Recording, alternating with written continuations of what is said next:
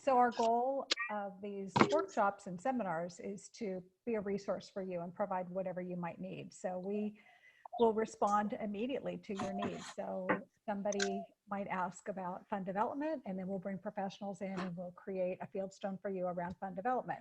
This came about because some people were saying that they felt that morale was down. They didn't know how they could connect properly with their team in these times. So I reached out to our experts in virtual engagement, and they said yes. And so you're going to hear from them today. So we're just really excited to have this happen. So we're calling it a lunch and learn. So if you have lunch, feel free to eat, drink. You don't need to share. So it's kind of the best way to have lunch. I am recording this, so just so that you're aware of it. And then Robin receives the link and she will send it to you. We haven't yet figured out how to know who's on the call because we don't require pre-registration. We want it to be really easy and we don't want there to be any barriers for anybody. So if you would like a video recording of this, email Robin and she will send it to you. I'm writing everyone's names down, so know that. So she'll send it out to you. People have asked me what you can do with this recording. I'm totally fine with you sharing it with your team. You could share it with colleagues. You can share it with people that are not in the network. I just ask post it on your website. Don't post it on LinkedIn or Facebook or anything like that, because sometimes there are some things that are sensitive in nature and we don't want that outside of the network. But certainly if one of your colleagues manages a team and could use this information, I'm happy to have you share that information with them. I ask that you all mute yourself just so that we don't have any background noise. We will allow the speakers to speak one at a time. And so the format of today is you're going to hear from 4 professionals, and you're going to hear from Lisa Castetter, CEO with Team Leadership Foundation. You're going to hear from Kevin Mo Wong, who is the Executive Director with Solidarity. You're going to hear from Sharon Ellis. Sharon's not here yet, but she will be, from Habitat for Humanity of Orange County, because she's their CEO. And Madeline, her niece, is the CEO with Families. You're going to hear from 4 very different styles, representing different areas. So it's going to be really interesting to hear their perspective on how they've engaged their team. What I think is going to be really fun is that they'll each present for about 10 minutes what they're doing. And then we're going to open up for questions. And I thought it'd be fine, just go for it. Maybe raise your hand. You don't need to do it the fancy reaction way, but just raise your hand if you have a question and I will unmute you, and then you can ask any one of the speakers any question that you would like. So we won't have it real formal where you have to enter it through the chat. I think that's all on my notes, unless anybody has anything. And then just like always, again, if you ask for something, we will provide it for you. So if you have other needs or issues or challenges that you're faced with, please reach out to Robin and me, and we are happy to put together a Zoom call in the future. This Friday, we have Janet Buck from First Republic, who will be talking about SBA loans and kind of the latest and greatest on that. And then, oh, Mark likes my background. Thank you, Mark. I do too. So we will be having some, getting some information on the small business loans. And then next week we have a fund development call. And then we have a Fieldstone at 4 happy hour coming up, where we'll hear from somebody who is a coach and he was an NFL ref, to just kind of talk about how do you empower and engage your team when you kind of feel like you're in last place. What does that feel like? And how do you get everybody all fired up? So we're just trying to have, some kind of tactical information that we can share, some strategic, and then just some good motivational, because we're just getting inundated with webinars and all kinds of information. And so we just want to really give you what you want. So without further ado, I'm going to turn it over to Lisa Castetter first. And again, if Lisa, oh, Sharon's on. Hi, Sharon. Hello. So I'm going to ask again, everybody to mute yourself so that there isn't any background noise. And then just unmute Lisa, unmute yourself. And then Lisa, if you want to start, tell everybody again who you are, who you're with, and your involvement with Fieldstone, what that looked like, and then we're ready to hear. All righty. Well, again, Lisa Castetter, Teen Leadership Foundation, and been involved with Fieldstone for, I can't even count the years, but it's been great. I'm loving thus far right now, even more so what you guys are doing and keeping us all connected. But I've done learning groups, book clubs, just chats with Robin and Robin all the time. And it's been great. So teen leadership works with foster youth, at-risk youth in the teenage population, 12 to 17. And then we also have two housing complexes that house kids that have aged out of foster care. So we have been, it's kind of two separate ways that we've had to relearn how to do our mentoring programs. We're still trying to figure out what summer camps are looking like, our independent living skill classes, and then just we have a 7-unit apartment complex and a 4-bedroom house, and just relearning what is this looking like. All of our young adults have their entry-level employment as they're in college, so first to be laid off within 2 days, but just keeping our team together more important, and having to be relational and still figure out ways in community. One of the we are instituting kind of daily challenges. We've put together like a grid that is helping the young adults specifically to just get up in the morning and do cleaning, or they're exercising, or whatever it is, whatever that day is. And if you send in a photo to us while you're doing it, there's a gift card challenge, etc. And just keeping them motivated. There's a lot of trauma with foster youth. I don't know who's on the call. I don't know, who knows, a lot around foster youth. So just a lot of trauma, more so than your average kid right now needs routine, but these guys need it way more. And we're instituting that with our teenage programs as well, of just, reaching out, making sure that we're connected. Our volunteers are doing Zoom calls with group homes, and just gathering them together and doing budget skills online, and doing resume building online, and just thinking forward and thinking the future. For me, and as far as my team, we're doing, as everyone else, the Zoom calls, but we utilize a tool called Trello. I don't know if any of you know it, Trello.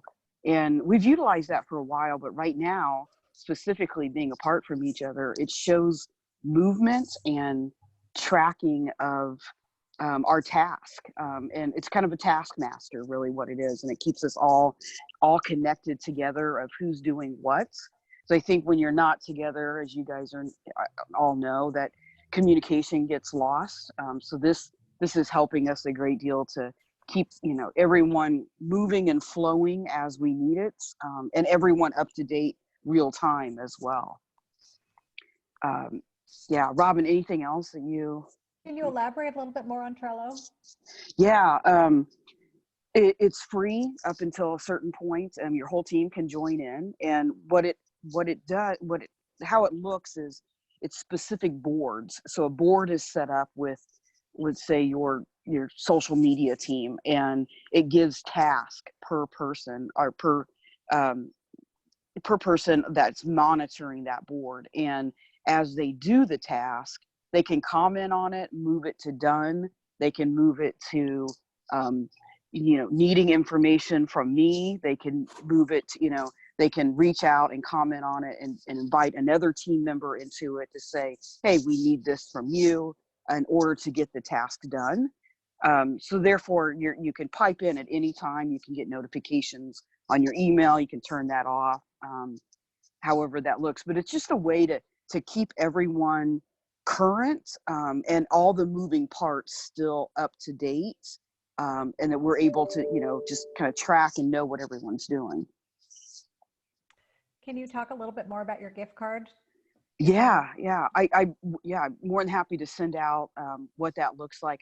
We just got creative. We named things like Wacky Wednesday, or I don't know.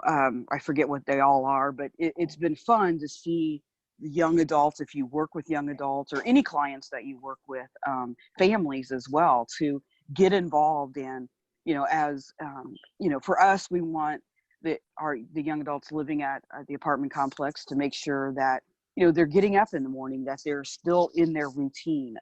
So it's important for them to be cleaning. It's important for them to be doing homework. And as they snap photos, of themselves doing that, or cleaning, while they're cleaning, or even working out in the morning, making your bed, they can enter a 5-day contest that we have. And at the end of that, 5 days, if they text us a photo or email us a photo of them doing it, we're giving out gift cards, and just a way to keep them motivated as well. Great. Does anybody have questions of Lisa right now? If so, raise your hand and we do it one at a time. Okay, I'm sure there will be some more after. Thank you, Lisa. Mm-hmm. Appreciate that. Okay, Kevin, would you like to start? Sure. So my name's Kevin Moong. I'm the executive director of an organization called Solidarity. I guess I'm 2 years into becoming executive director, but I was a founder since 2002. So me and the previous executive director, Tommy Nixon, founded the organization. And then in March of 2018, he asked if I wanted to take it over, and I didn't want to at first. But look at me now, so I'm here. Been a part of Fieldstone for a whole 4 months. I was a part of the current executive director leadership cohort with Mark and Brenda, who are on this chat also. And I was about to do my presentation. I was all lined up to do it, and then the whole world got shut down. So I didn't even get to do my presentation yet. We're still trying to figure that out. What else did you want me to talk about, Robin? Nope, now just talk Perfect. about your success with engagement. Success with engagement. So when Robin hit me up, she was asking, like, what am I doing to try to keep our staff engaged as much as possible? And I was like, I don't know if I'm really doing that many things that are super innovative, but it's just taking like constant hitting them up over and over and over. So I have 3 values that I'm trying to really get past and communicate with them. So the first thing is like connection. I wanted to make sure that they were not only connected to one another, because that's what everybody was kind of craving. There was a felt need for these areas. So we decided to just get a little bit more intentional with our one-on-ones and our staff meetings. Specifically for our one-on-ones, I wanted to make sure that everybody could articulate and verbalize how they're still connected to the mission of the organization, even though the methodology and the circumstances look completely different. And so just been going through that, making sure that they're still aligned to the mission. And sorry about that. Somebody just popped in. The second thing is responsibilities. Everybody's responsibilities have changed completely since we got into this. And so the way that our job descriptions were written up prior to COVID-19 had to be modified during this time. So we had to go through and redo everybody's kind of temporary job description, just to make sure that my staff wanted to feel safe and knowing that they were doing what was expected of them. So we had to reset expectations for everybody, which was, I think, really helpful. And then that dialogue with their supervisors and our staff really kind of brought out a lot more of the anxiety and stuff that we could coach them through, talk them through, walk them through, overseeing any sort of barriers. And mainly for that, we've been using Gallup's Q12, so get the Strengths Finder organization. They have these 12 questions that measure staff engagement.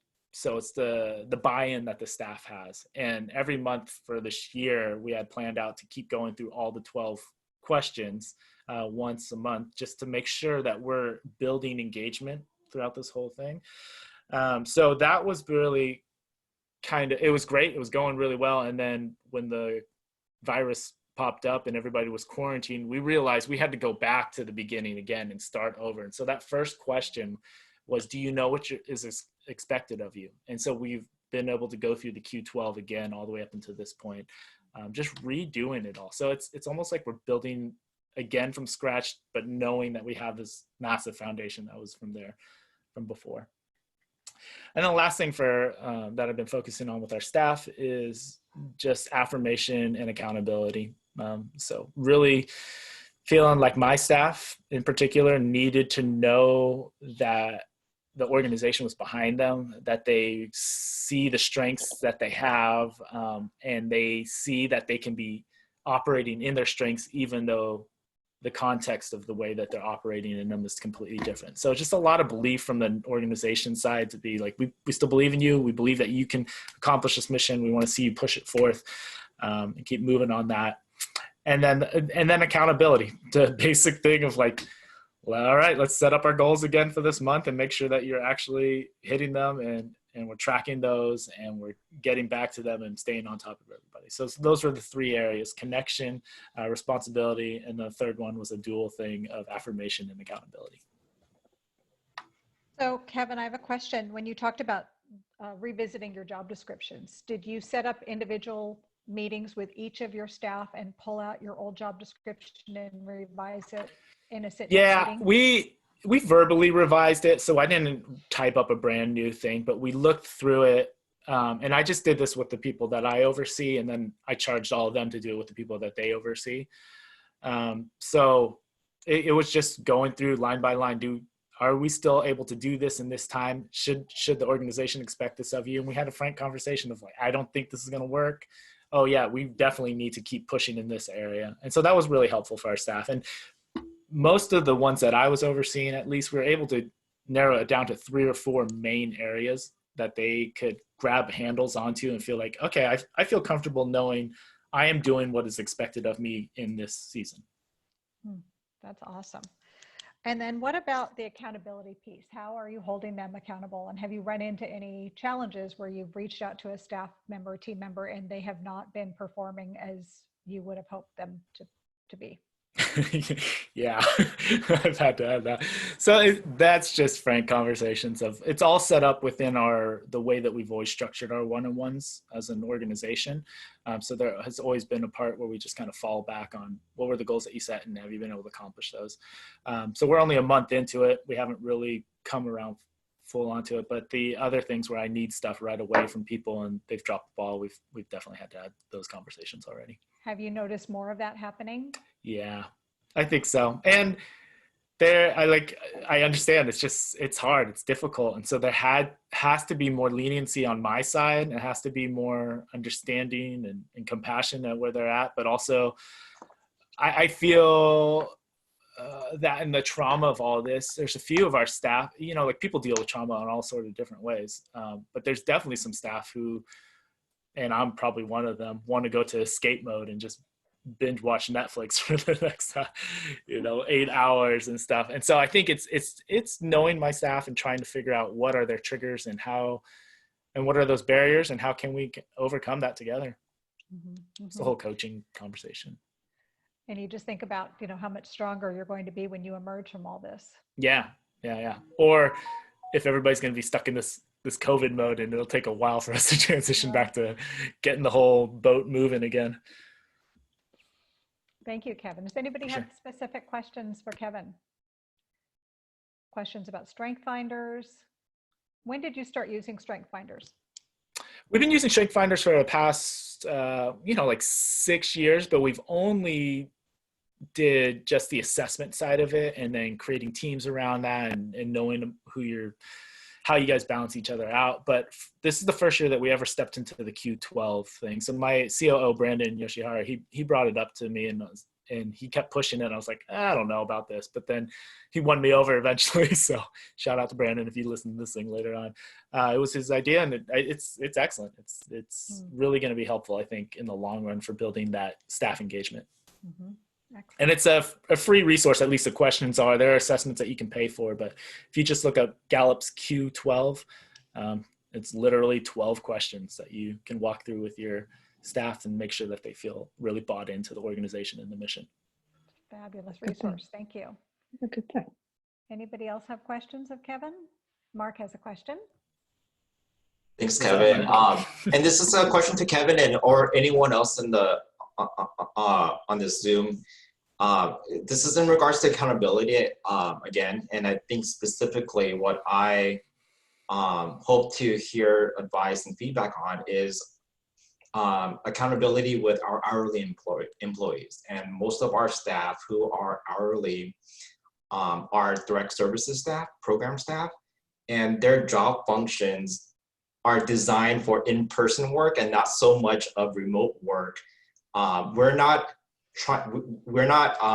wanting to do reduced hours or furlough at the moment, but any other creative strategies on holding our hourly employees accountable for being productive on the days that they are working from home as opposed to working in the office or in person. So I'm going to put this to either one of our presenters first. If you have a comment, raise your hand, and then we'll open it up to the chat room. So maybe Maddie, if you want to start. Yeah, I just wanted to share, and I was gonna bring this up later, but flexibility really is key, and really looking at the quality versus the quantity. And I know that's hard with hourly workers, but what we've done is really leaning on our mid-level management staff, so the supervisory staff for that, to make sure that there's projects, there's things that are getting done, there's output, and less about the minutia. I know it's hard with hourly because we want to make sure they take their breaks and they take their lunch and we're compliant, but really leaning on the managers to help them develop those projects to create more quality work versus the quantity work.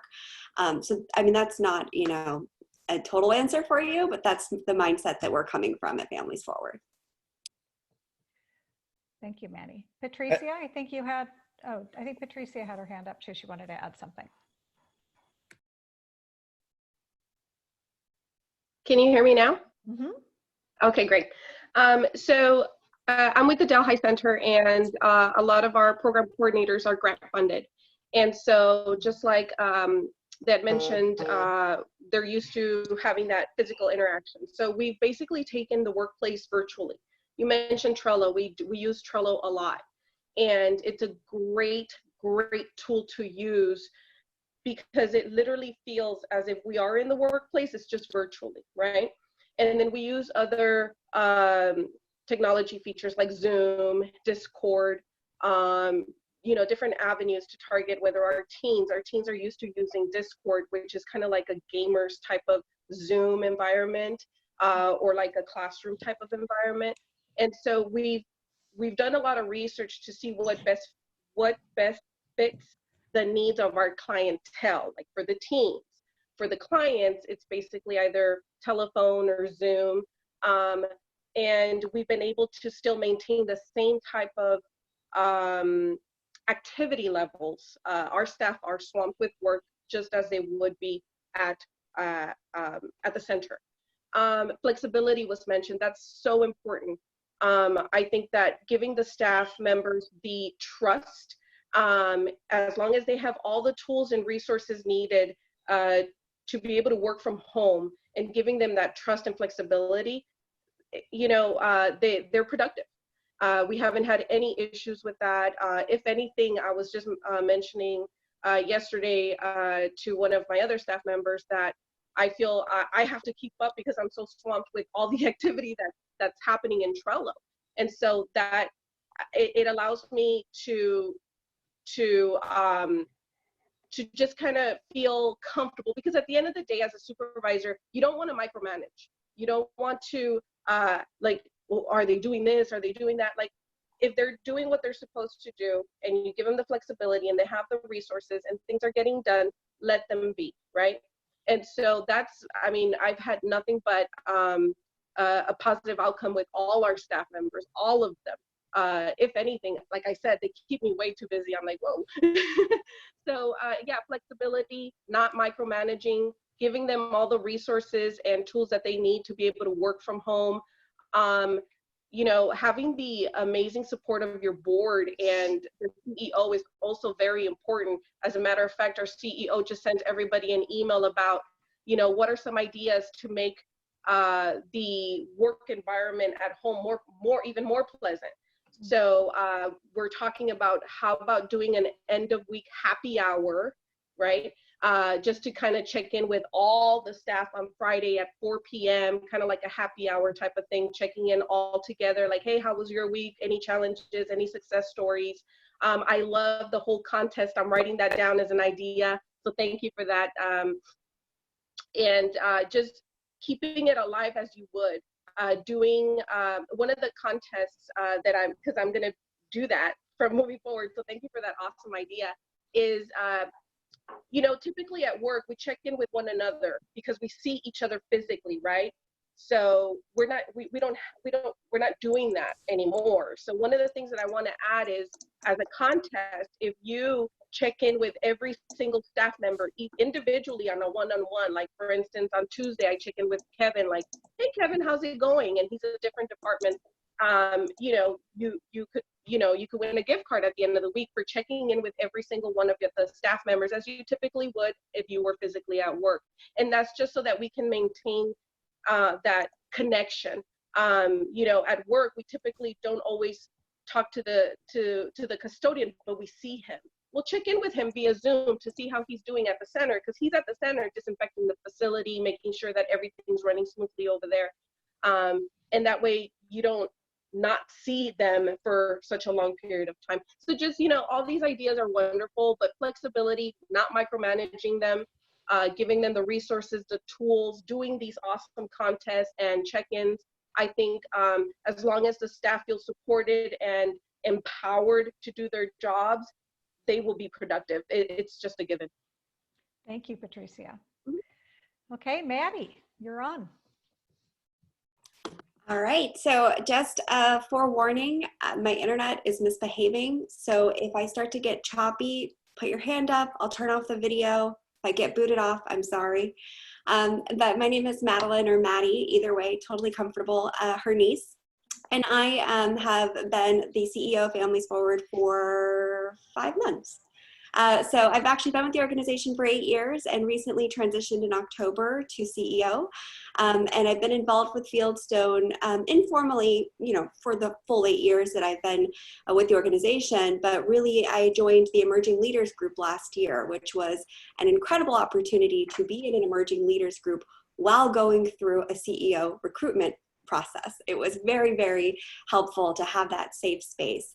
And then this year, I would have joined the executive group, but I needed to take a little bit of a break, and I'll definitely join next year. But I'm doing coaching, and Robin is my coach. So I just cannot say enough positive things about Fieldstone and the support that I've been given.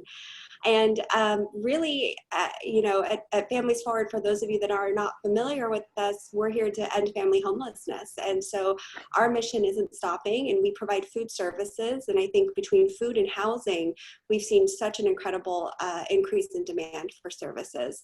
And so everything that I have learned about staff engagement, I have learned from Danielle DeBerg, who's our controller and is also on the call and is currently in the Emerging Leader Group. You talked about strength finders. You know, one of Danielle's values are positivity. And so I can always rely on Danielle to bring that energy and ideas and reminding us to make sure that we're checking in with all of our staff. So I think a lot of what I wanted to share was touched on, so I won't repeat, but of course, communication is critical. How do you maintain that normalcy and that check-in when you are trying to schedule meetings to do that and you can't just pop into someone's office? So we implemented weekly staff meetings. So they're virtual staff meetings, of course. It's every Wednesday, and we all get together and talk about what's going on in each department, what are our challenges, and then we try to do something fun. So something that we actually did last week was we did virtual bingo. And it was like, everyone got a random card, and it was like, okay, if you're wearing pajama pants, you get to mark it, right? And so there was a really fun work from home virtual bingo. If you didn't brush your teeth today, you mark it. There's kind of a little bit of honesty in there. And then the winner, we actually postmate a Pizookie to them from BJ's. So really trying to figure out fun ways to make it exciting and brighten up their day. They can share it with their family. You know, it was just really, really fun. And that's something we definitely want to continue to do and get more creative. And, you know, whether it's Uber Eats or Postmates or even finding a local shop near them to support small business and get them to deliver directly. I was on the phone yesterday with Margaret, who's also on the call with Laura's house. And she had shared a really fun idea, which we have not done.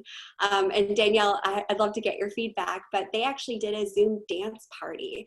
So they had a playlist, and Margaret can add, you know, in the chat exactly what was on the playlist, but she said it was fun songs like The Police, Don't Stand So Close to Me, and everyone had the playlist, and then the families were involved, so kids and dogs, and it wasn't about trying to keep your space, the sacred space. It was about getting everybody involved and just dancing and having fun. And I thought that was a really, really fun idea just to keep the staff engaged and keep the fun level up. You know, we talked a little bit about flexibility. I think that's key. 9 to 5 is long gone. The majority of my work is done between my daughter's nap hours, which is now, and in the late evening. And I know a lot of our staff members have young kids or even older kids who are still trying to do this distance learning and need help because they're teachers, moms, and colleagues. And let's see, what else do I have here? Meeting structures has been really critical for us. Danielle and her one of her team members, Rose, they actually attended a webinar that talked about meeting structures and what are the best practices when we're working in this remote world. And I have this and I'm happy to share it. And it was basically, you know, mental health, work-life balance. It's really easy to stay connected. How do you disconnect when you're working virtually? During social distancing, it's tricky to have social interaction, but how do we do that virtually? Trying not to chew gum or knowing your audience. I mean, all these little kind of hints, and I'm sure none of it will be new, but it was a good reminder for us to talk about as a team. And then the other thing that we did was we took from that webinar the meeting structure, right? And so if you're I need a quick hummingbird meeting. It's 15 minutes. There's one agenda item. We're going to start on time. We're going to end early, right? And it's just a singular meeting. And then an ostrich meeting was, I don't know what to do. I don't have an idea. I'm going to put my head in the sand, but I need your help. And so we're all kind of working together. It's 10 to 15 minutes. It's just gathering information. And then we have a tiger team meeting, which was really called by a manager, 30 minutes, maybe an all day. It's really, there's a lot of prep work involved. And so you're going into this tiger team meeting that knowing that, you know, I'll give you a quick example. We had a tiger team meeting yesterday to talk about going for a grant. And data came to that meeting knowing that they needed to come prepared with the numbers of families we serve from that city. And we all kind of came knowing what our goal was at the end of that meeting. And then my favorite one, and we've been having a lot of these, is the tsunami. So the tsunami planning meeting is all the what ifs. What if we can't get any more food donated? What if we, you know, what if somebody gets sick? You know, really, really making sure that we're thinking ahead and being proactive. And so we have food pantry tsunami meetings weekly. And so it's just really making sure that we are looking ahead and projecting out the demand for services and how we will maintain that. And then I would say to make sure to involve staff in the decision making and idea sharing.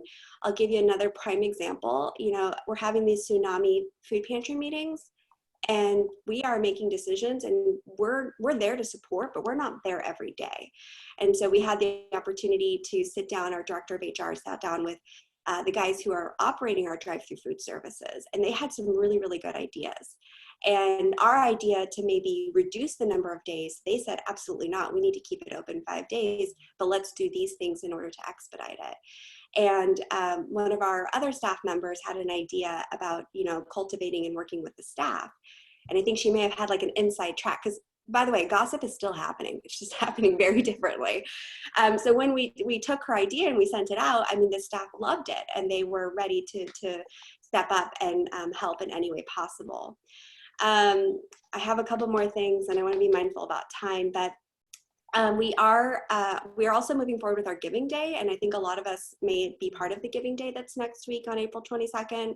And so thinking of some other creative ways to get the staff involved in sharing social media posts and email blasts. So we're doing raffles.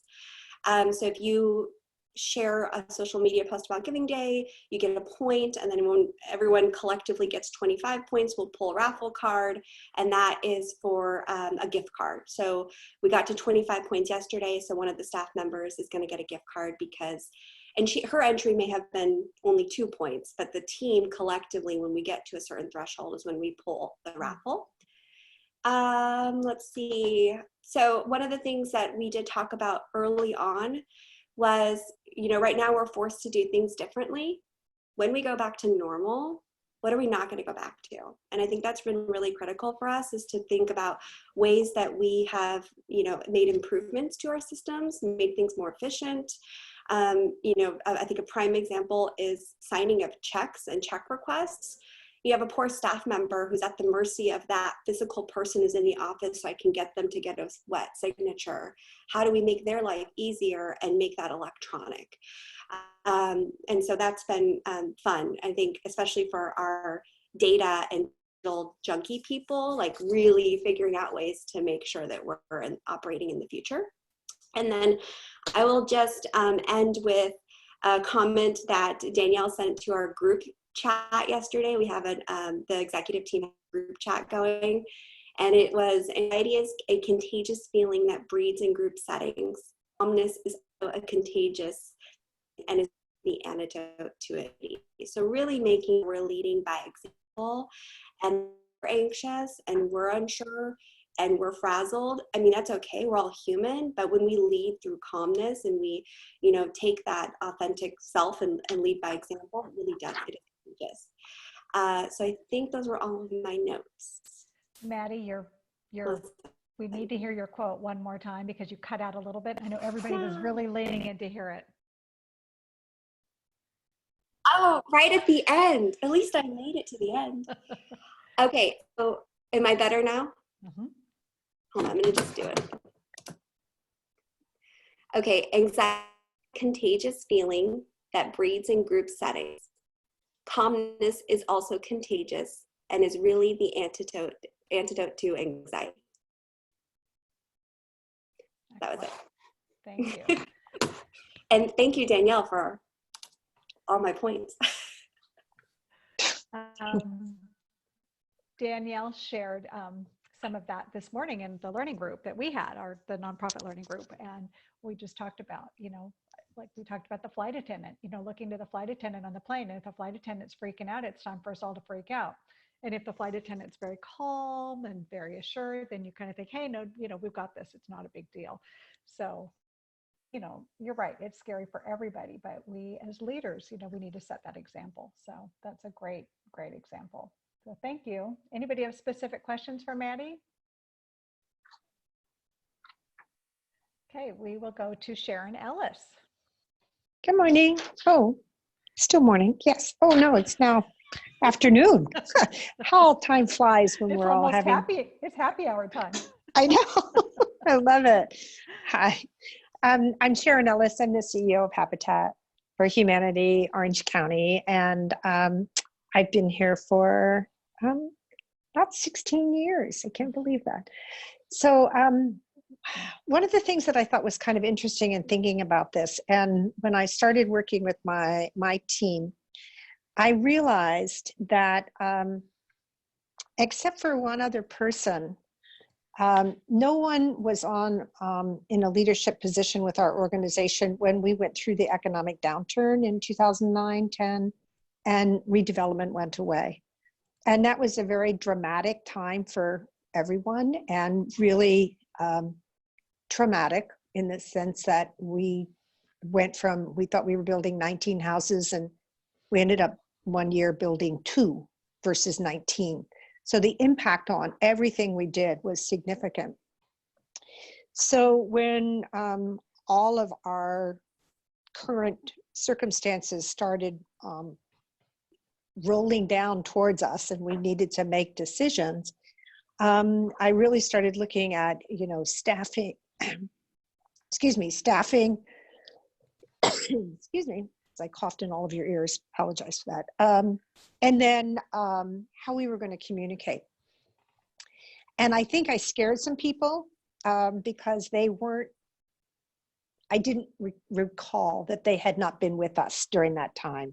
So I needed to back up and calm everybody down and say, I'm really sorry. I was going way too fast for all of you because you're thinking about the current circumstances and I am reliving what happened in 2009, 10.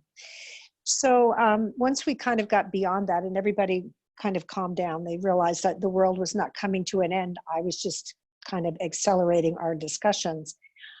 We kind of set up some structures that I think have worked pretty well. So I have a daily call with my team at 9:30 in the morning every day, and there are 8 of us on that call. And it's really a check-in, what's going on, what are the critical things. And when we started this, we thought the calls were only going to be a half an hour. In many cases, they roll to an hour. But it really is a check-in time for all of us to make sure that we know what's going on. And then the other piece that we have just started doing is really planning for the future. What's going to happen when the new kind of normal begins to take place? I mean, anything that we're reading from the governor and from the local authorities, things like wearing masks, social distancing, those things are probably going to be around for quite a while. So how do we begin to filter that into what we typically do? And with Habitat, I mean, we do construction. I think everybody knows that, but we also have a repair team that goes in and repairs homes. Most of the people that we're working with are elderly, people who have, in many cases, illnesses. So how do we continue to have that service and have it be safe for everyone?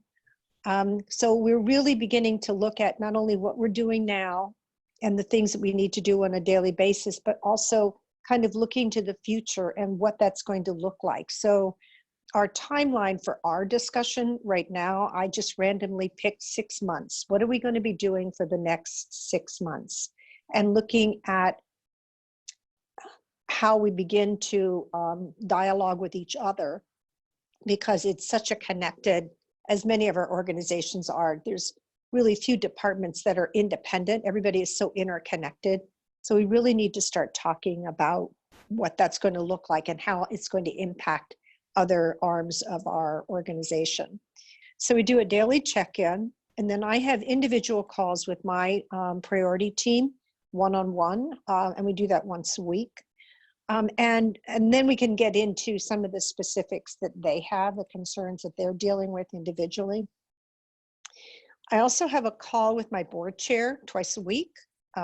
We kind of chat about what's going on. I get his feedback. And then we created, I'll call it a COVID task force. And there are a couple of staff members on it, but it's from my board. So there are 6 board members who are on that. And we have a call once a week. And the conversation is really talking about, can't believe I've got low battery here. So I'm going to need to go onto my phone, I think. Hold on, Robin. I'll keep talking. And what we are doing is really brainstorming about where we are, about finances, and then also looking to the future and what that's going to look like. And it really has been very healthy because I'm getting board feedback consistently. So no one is surprised about anything. It really is just that back and forth conversation. And then the other thing that we are doing, I do a weekly email out to the entire staff, and I copy the board on that so that they know what's going on consistently. But you know, because we're in various locations, we're not all in the same place. Okay. I'm rolling over here. Hold on 1 second. Okay. We'll come back on. Sorry about that, guys. That's okay. It's what happens when.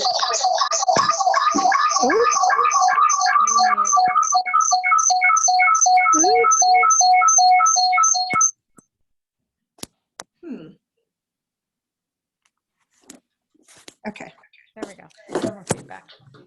Sorry about that.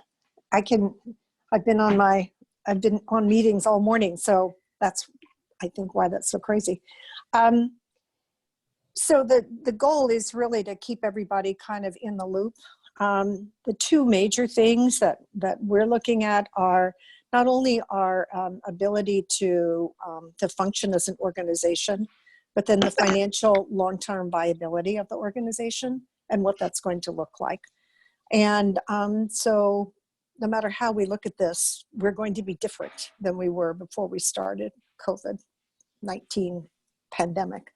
And we are looking at the things that we can change, and then the things that we want to retain that we've been doing during this time period.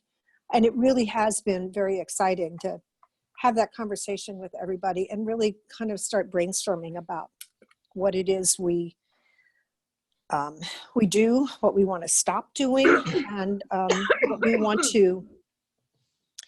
we want to increase and revitalize for the whole organization. So, Robin, does that cover everything you wanted me to? Yeah, no, add? it's wonderful. It's interesting because you talk about your 6 months, and Maddie talked about her tsunami meetings. So they kind of sound a little similar because, you know, what do you know? What do any of us know what we're going to look like in 6 months from now? So Right. I think it's probably a nice exploration phase to let the staff in on this, on like what it could look like. I'm always that kind of person that always I want to know my worst case scenario so that I can be prepared. And that's just my own worst case scenario. But I imagine when you get a team involved, everybody's got different scenarios that they can throw into the mix. And it really helps you to really kind of see what could possibly be coming down the road. So, Well, I think having gone through some significant challenges when we were in the economic downturn and redevelopment disappeared, the impact that it had on us as an organization was dramatic. Had we not done some things, we would have been gone as an organization. And one of my realities from that was that there were things that I did not do fast enough. One of them was looking at your cash and how long you can survive as an organization while all of this is going on. And at that time, one of the things that we did was to hold on to staff too long. I kept them on too long. And it was that I don't want to let anybody go. I don't want to disappoint anybody. I don't want anybody to be upset. And so I was looking at it from the emotional perspective. And I think part of what we have to do is separate that emotional part from the long-term viability for the organization, because you want the organization to survive, to be able to continue the mission. But if you have to stop and think, oh my gosh, if I let this person go, they're going to be financially impacted. Yes, that's possible, and it's very probable. But it is really balancing that that need to make sure that you are looking at the overall viability of the organization. So cash is king, and you've got to know how much money you have and how long you can survive. And then one of the things that we did was to lay out a scenario for our staffing, because there are things that we cannot continue to do. Our restores are open on a very limited basis because we sell a lot of hardware supplies, and that has been helpful, but I don't need a full team. So we kind of did a 3-phase reduction, and one was people that we furloughed. A second phase would be a potential more significant furlough, and then a third would be a skeleton crew. So we kind of laid that all out. Everybody's kind of, I wouldn't say everybody, our executive team is fully aware of that, and our board is fully aware of what that would look like. But it's kind of like planning for the, as you said, at the worst case scenario. It's tough. It is really tough when you start thinking that, we are service organizations, and here we are, instead of helping people, we're letting people go. And that's a really hard thing for, I think, a lot of us to grapple with, but part of what we have to do. Well, this was so helpful. I think it was also helpful just from the standpoint of, you heard from some small organizations all the way up to some very large organizations. So I hope that there were some practical tips that we can all apply. Do we have any questions? I think Maddie might have had to go, but Sharon's still on. Kevin has to jump off pretty soon. Oh, Maddie, you are there. I'm sorry. You know what? When somebody leaves, my whole screen changes. So I just can't stop thinking about the Pizookie. So sorry that's where my mind went, but priorities. Hi, Jeff. Jeff, do you have a question? No question. Just wanted everybody to see my beautiful face. before this is Aw, over. he's waving hi. Do we have questions, comments, anything that you are doing that's innovative that you'd like to share with the group? I think the big thing for me is just so often as leaders, especially in this time, at least for me, we're trying to really put pressure on ourselves to come up with the next big idea, the next thing that's going to save everything, the next innovative piece. And a lot of times I'm feeling like my creativity is shot. And some days it's just like I'm getting nothing. Other days I'm like, I'm listening to other people and I'm like, they're doing so good. Where are they getting this from? And I think the biggest thing for us is just the word grace, both for ourselves and for the people that we work with. You know, we've used the words like accountability and, you know, getting things done. But I think this time, more than any other time in our organization, will be a big mark on the timeline to see how well we treated the people that work for us. And the greatest thing about it is if we do that right, the future is going to be bright because we're going to have a group of people that will go above and beyond for the organization because we treated them well Sure. now. So for all of us, give ourselves grace. We got a lot on our shoulders, and then have that grace extend to the people that are looking to us, and it will mean a ton to your organizations. Excellent. Thank you, Jeff. Couldn't agree more. We talked about it this morning that, you know, we all just really need to give ourselves a pat on the back because we're doing the best that we can with what we have. And we've got people that are looking to us to set an example when there are times that we just want to go into that escape room and put the covers over our head and not deal. So it's hard to show up, and it's hard to show up and be strong and be an example. Anybody else have anything else? Again, thank you so much. I got to run right now, but Okay. I just want to say, unless you're closing everything up already. I'm closing up. I'm Okay. closing up. Thank you, everybody. Jump the gun too Thank quick. you. I think Robin captured everybody's name, so she will email out the link. And again, thanks to our speakers. We're so grateful that you jumped on, and thanks to the people that contributed. And we'll be talking to you soon. Again, if there's something that you need from Robin and me, please do not hesitate to reach out. Thank you, everybody. Thank you. Thanks, Good Robin. job, Robin. Bye-bye. Bye. Bye.